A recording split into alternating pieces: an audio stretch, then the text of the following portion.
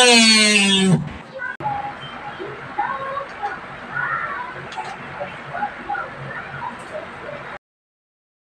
tayo ng transformer na mayroon siyang 13 AC. So, uukitin lang muna natin itong PCB, no, dahil wala tayong ferrite chloride at wala rin tayong black layout. So, wala tayong diagram na gagamitin dito. Ganito yung ginagawa ko kapag ako ay nauubusan ng mga materyales. Ayan, meron na siyang power, ano. So, yan. Pakikita natin kung paano natin siya ginawa bandang huli, ano. Ayan. So, yan, no, meron siyang output na ayan, makikita sa tester, no. Ayan, ito yung PCB. So, mag-cut lang kayo ng medyo maliit. And then, gumamit lang tayo ng lapis at ruler, no, para medyo tuwid din yung kanyang line. Uukitin natin ito sa pamamagitan lang ng cutter. Ayan, guguhitan natin siya para medyo tuwid din yung pag-uukit natin, no. Ito yung mga ginagawa kong mga DIY kapag nauubusan tayo ng mga ferrite chloride at black layout.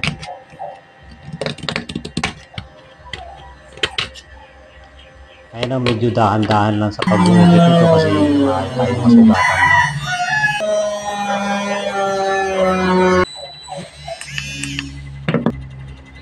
So, sa ganitong pamamaraan, ano, ayan, wala tayong diagram. So, kailangan pag-isipan natin mabuti kung saan ang negative at positive na magiging output ng ating gagawing PCB, no. Ayan, lalagyan din natin siya ng lead light.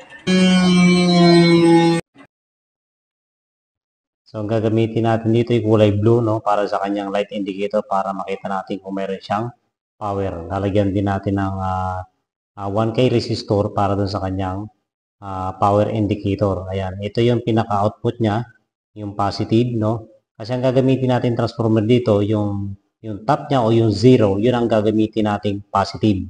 At yung dalawang AC, babaliktarin natin yung input ng diode, no. Para yung top niya o yung 0, yun ang magiging output positive niya para sa charging ng ating battery. So, yun, karaniwan kasi ang ginagamit na, no, sa mga charger na battery.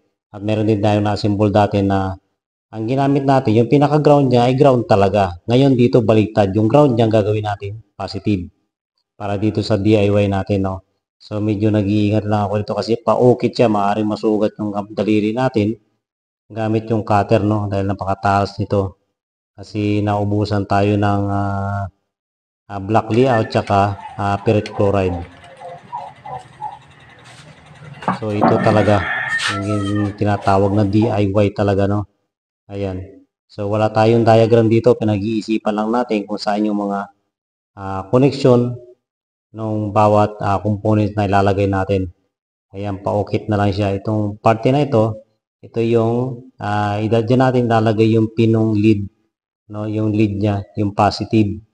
And then, yung kabilang side niya, yung ground, uukitin din natin, no, yung placement ng diode para dun sa kanya AC, yung dalawang AC niya na 13 point something kanina dun sa AC.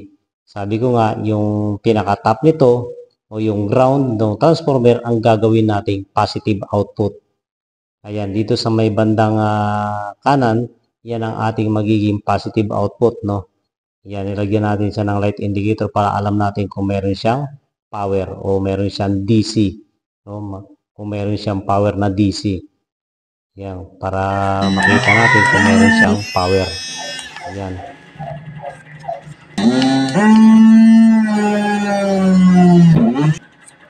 So, ito lang naman yung kauna-unahan kong ginawa, no? Kasi kapag walang PCB, kapag meron tayong ginagawang battery charger, maaaring magkadikit-dikit yung mga pisa. Kaya napag-isipan ko ganito na lang muna.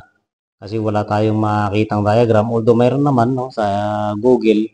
Kaya lang, siyempre medyo magastos. Ipapaprint pa natin. And then, bibili pa tayo ng ferrite chloride, no?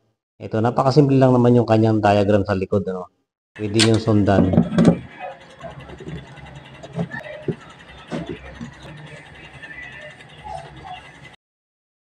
So, yung capacitor na ginamit natin dito, 50 volts. Although, ang magiging output nito siguro ay mga sa 15 volt DC. Siya, no?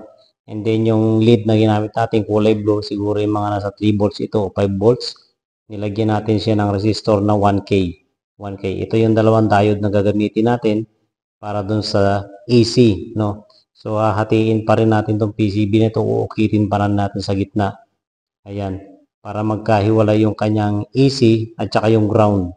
So, yung pinakagitna niyan, pag hinati natin siya, yung pinakagitna ang gagawin natin ground para dun sa ground ng capacitor at ground ng transformer, no? Kasi ang magiging ground nito ay yung pinakadulo ng diode, no? Yung negative side. Yung negative side ng diode. Yan, and then ang magiging positive niya, yung zero ng transformer, no? Magiging baligtad yung gagawin natin dito. So, tinatawag tong transformer na to, pag ginawa natin siyang charger, talagang powerful talaga siya kahit yung malalaking battery kaya niyang i-charge.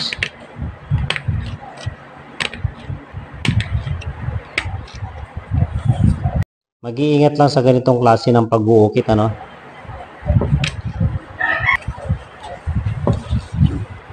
So, pwede nyo sundan yung aking ginagawang pag-uukit.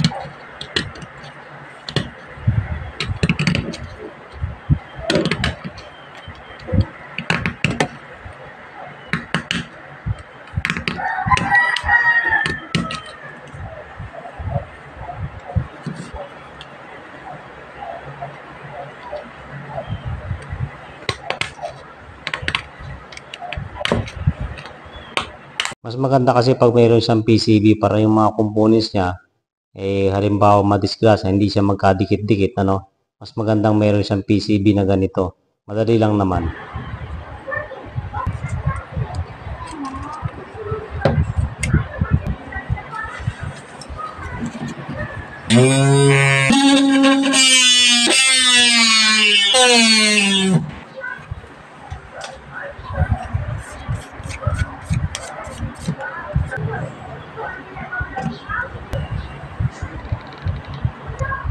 Pwede nating gawan ito ng diagram pagkatapos nito siguro, no? Or pwede nyo rin gawa ng diagram, ano? Napakasimple lang naman siya. So, nagpadagdag lang naman dito yung light indicator, no? Normally, kapag ganitong mga battery charger, diode at saka capacitor lang naman talaga siya, no? Nilagyan lang natin siya ng light indicator kaya dagdag pyesa siya. So, yung pinakagitna ng PCB, ano, mula doon sa may kanan, yun ang magiging ground natin. Ayan, makikita naman doon sa capacitor, yung negative sign niya, yun ang magiging ground natin. Ayan, yun ang sa gitna. And then yung sa dulo na yun, yung dalawang pahaba na yun, yun ang input ng AC, no? Doon natin itatap yung AC galing transformer. Ayan, ito yung itong dalawang ito. And then itong top nyon, yung pinakagitna, magkasamang wire, yun ang magiging positive output niya. Para doon dito sa may tapat ng light indicator. So, baligtad ito, no? Baligtad, no? Yung magiging, yung ground niya, normally yung ground ng transformer, yun ang gagawin nating positive output para sa charging ng battery. So, medyo baligtad siya, no? Karaniwan kasi sa mga battery charger ay ground talaga ang top.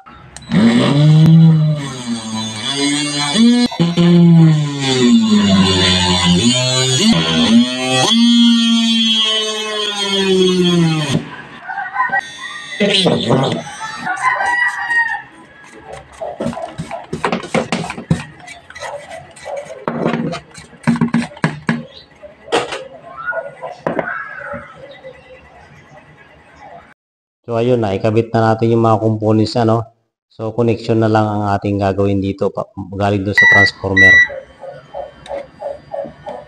So, kailangan nyo lang itis ito, no? Yung kanyang continuity kasi baka magkadikit pa yung mga line niya. Meron siyang naiwang PCB.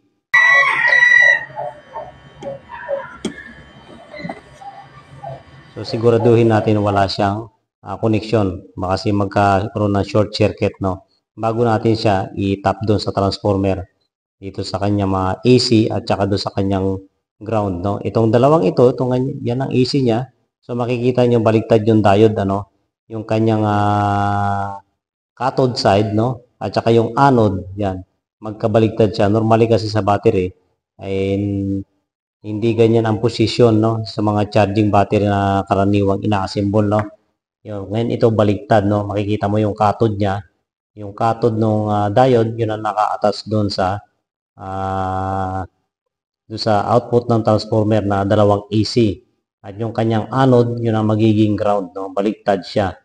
So, baliktad, no? Magiging powerful charger na itong gagawin natin. Itong transformer na to dati, ito, ginagamit ko rin ito bilang charger, no? Yung charger na karaniwang ginagawa lang natin na yung diode niya hindi baliktad, no? Tapos dito, kailangan gumamit lagi ng series bulb kung sakaling magkaroon ng short circuit, no? Siya mapoproteksyonan pa rin niya yung kanyang mga parts na yan, ano? Ayan, no? So, okay na. Nagawa na natin tong ating powerful charger na to, no? Ayan, no? May light indicator na rin siya, no? Para malaman natin na meron siyang output na DC. No? Susukatin din natin yung output nito. Malamang ito ay aabot ng siguro mga 15 volts. Siguro magpa-fluctuate pa naman ito. Kailangan kasi dito sa charger ng battery ay kailangan umabot siya ng 13. Ganon din naman sa mga sasakyan, no? Sa mga motor, maabot siya ng 13 point something. Ayan. So, sa ilalim natin siya susukatin na, no? Doon sa may positive and negative side niya. Lalagyan din natin to ng wiring bandang huli para ma-test na natin, ano, sa battery. So, medyo mahaba na yung ating video, no? Yung pinakagitna, yan ang ground niya. And then, doon sa may bandang kanan, yun ang magiging output natin positive. So, meron siyang 15 point something DC output, no? Ayan.